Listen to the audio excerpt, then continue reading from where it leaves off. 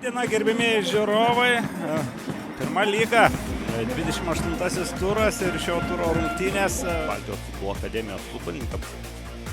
Ir tas pralaimėjimas gali labai stipriai komplikuoti Tauragiškių viltis. Čia Mangirdas Stasys vos nepasinaudo.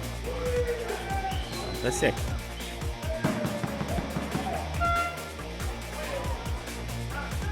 Vis Gritkus, štai koks smūgis ir Vilius Šivickas.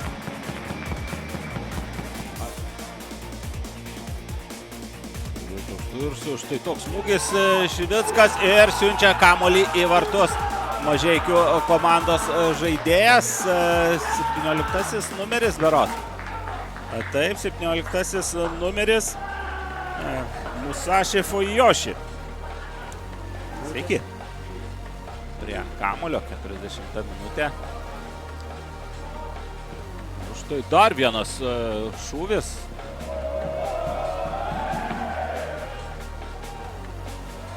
Smūgis tiesiai į atmosferos.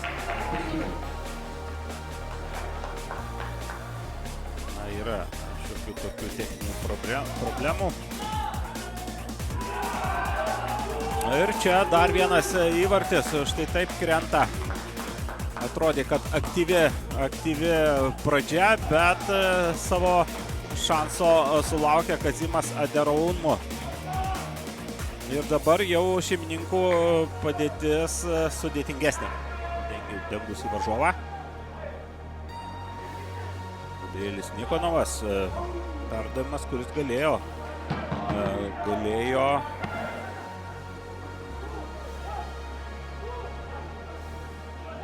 Deraunmo. O šiek tiek galbūt ir pagailėjo dabar. Ir Aidė šių rungtynių teisėjo.